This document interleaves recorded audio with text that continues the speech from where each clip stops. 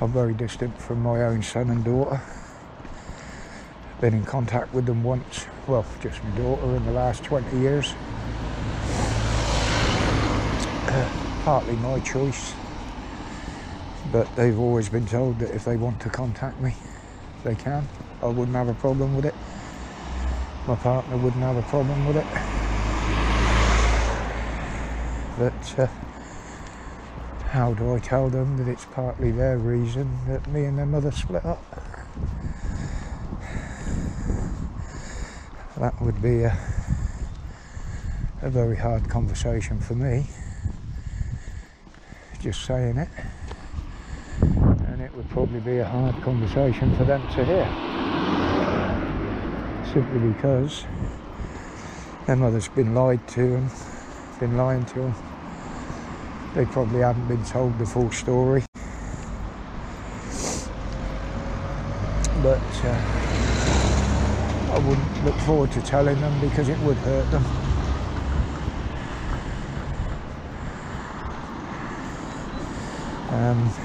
They haven't been together for a few years now. My son actually lives with his grandmother. And my daughter lives with her mother and her new husband. Yeah, in fairness, they sound pretty happy together. But,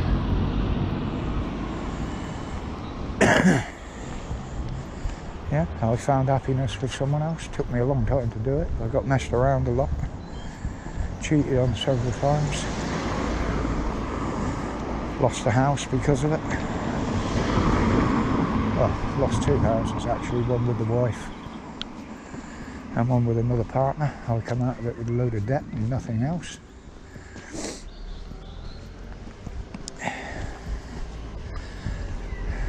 Still paying the debt now, 15 years on, and I will be for some years coming. They're quite large debts. I can't afford to pay them off in one go. I wish I could, but I can't. It's an impossibility.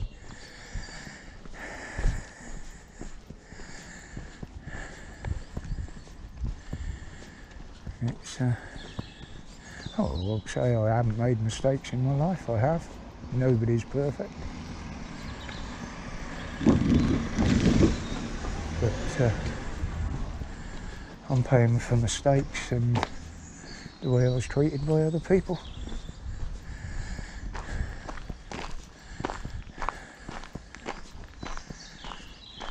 Again, I've never hidden from the fact that I owe a lot of money.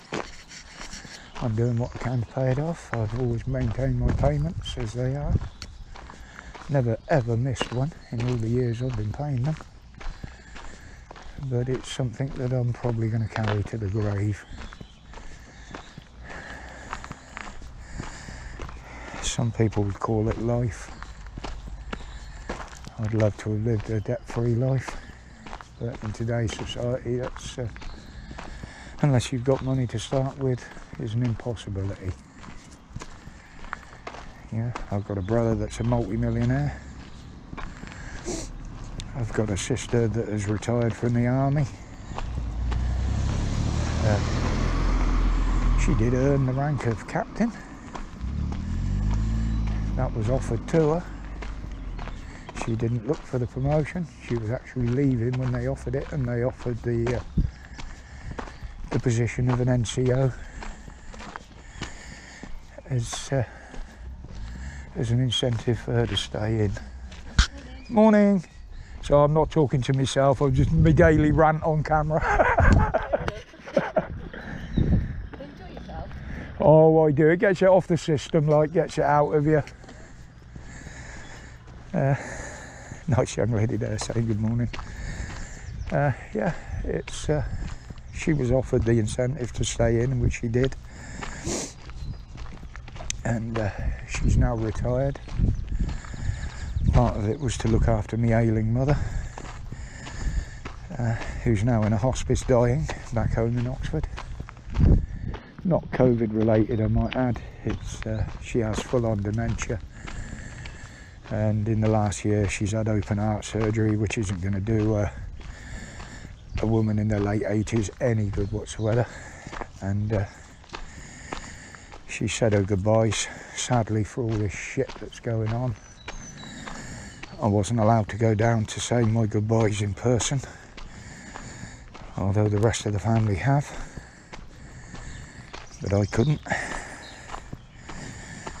I would have done if I was allowed, even at a distance.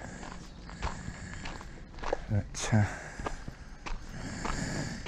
there you go. I think I'll just have 10 minutes in the sun, watch the world go by, have a cigarette, have a drink. I'm allowed to do that now.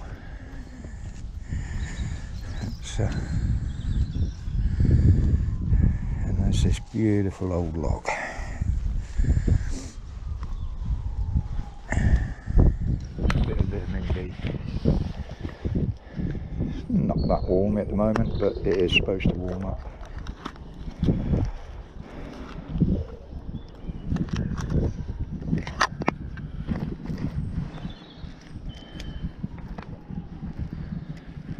It does give you a bit of an easier peace of mind knowing that you can go out when you want.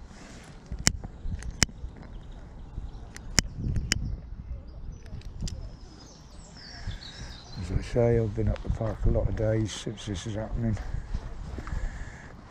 There's never been anything to say I can't.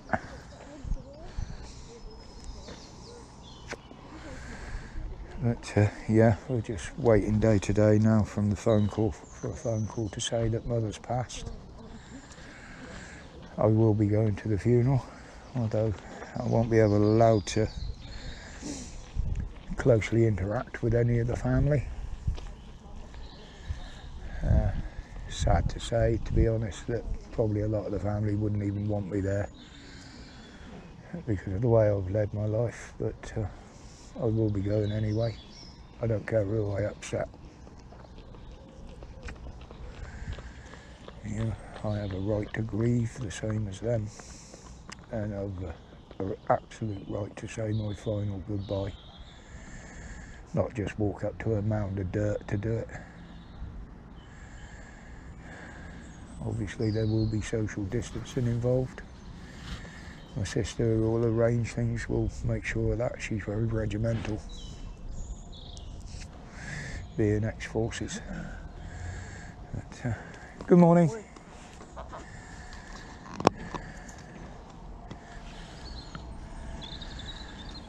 Yeah, just one of these that wouldn't conform to what they wanted, which in their eyes makes me a social outcast.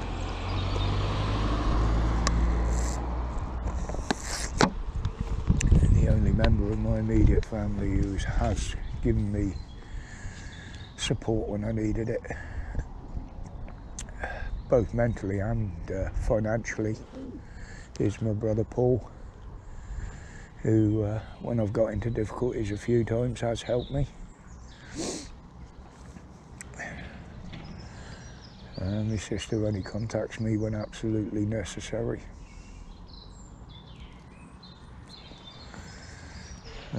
Yeah, I do get birthday cards and Christmas cards,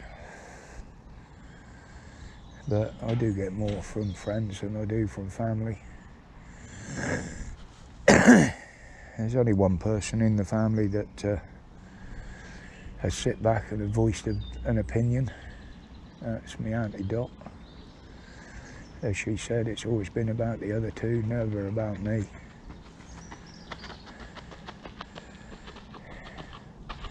Yeah, I was never the best. I did get into a lot of trouble when I was young. But that was simply because I did what I wanted to do, not what everybody else wanted me to do.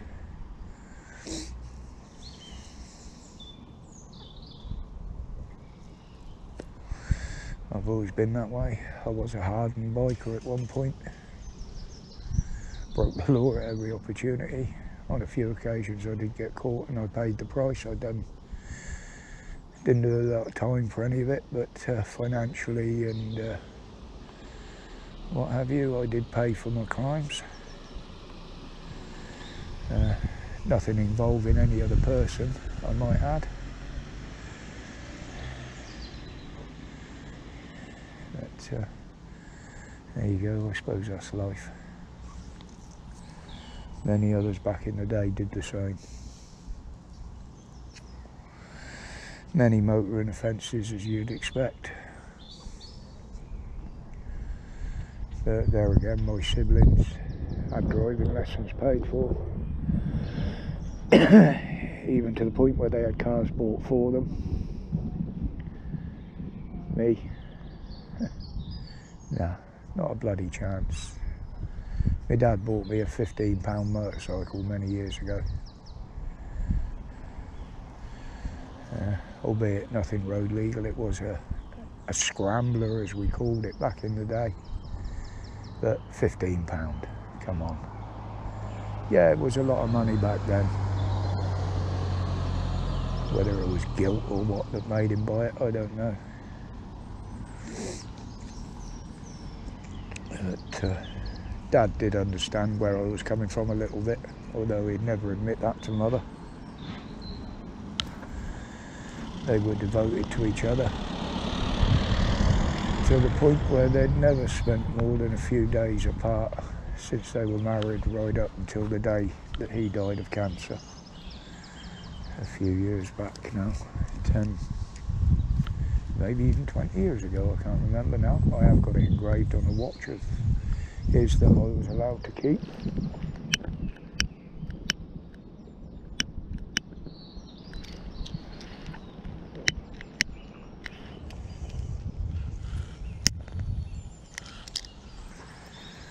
Ever since that day, I've always carried a photo of me and him in my wallet.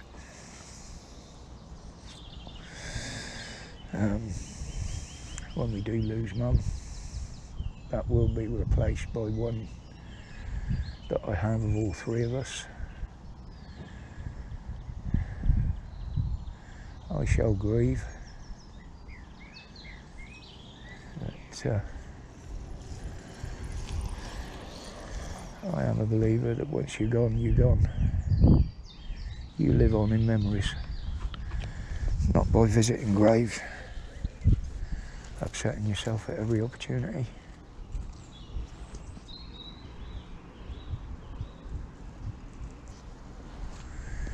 She's lived a fairly long life. Yeah, she brought up 3 kids. When I was young, we were all brought up in the right way, with respect. Respect other people, respect belongings, respect other people's belongings. I never stole anything from anybody. Well, I say that. A little bit of shoplifting here and there, as you do when you're a kid. A packet of sweets, a bar of chocolate. Was never caught. But,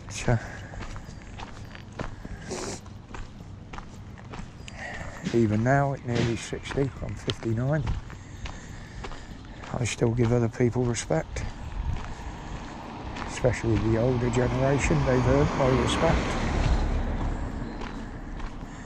Younger generation to nowadays don't give any respect, so I don't give any to them. But,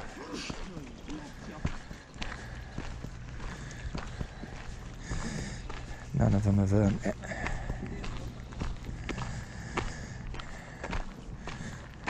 Stepdaughter's kids, 2 of them are very, very naughty. The older one, Josh, he's what now, 14, coming up 15. He gives everybody a great deal of respect. I've tried to install it in the other 2. Mother and grandmother don't. They get away with absolute murder. But as they've learned, they don't get away with it with me. I see through their games. I was a child once myself, and I done exactly the same. So I know their way of thinking.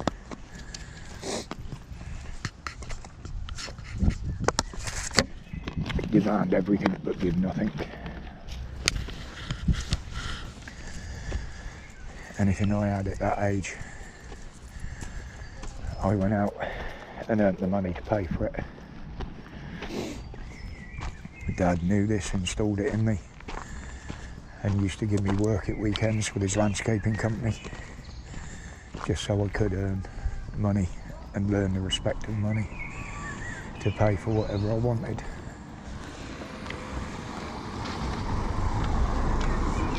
Yeah. If I wanted a pair of trainers, I earned the money and went out and bought a pair of trainers. Cheapest I could find usually, because I couldn't afford a lot. Teenagers nowadays demanding £80 to £100 trainers, and they'd be cheap ones. Never understand that, because all you pay for is a name. At Christmas they want thousands of pounds worth of electronics, and not really realising that a lot of parents can't afford that. But there again, a lot of parents are stupid. Rather than say no, they'll put themselves in debt to buy it for them. In my mind, that's just contributing to the demands. If I wanted something, I was told go and earn the money and go and buy it. So that's what I did.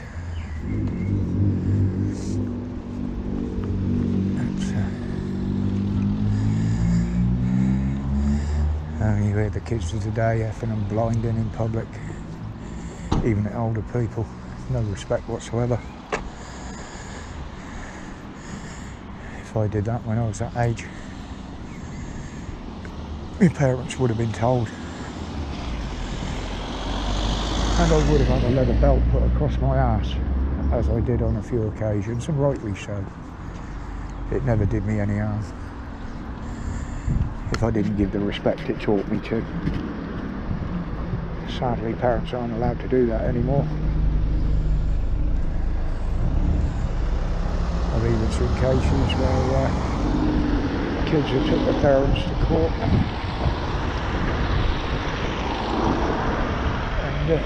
claiming assault. How the hell does that work? That you're not allowed to chastise or give your parents to give you a slap. It taught me very valuable lessons. And some of them could absolutely do with it.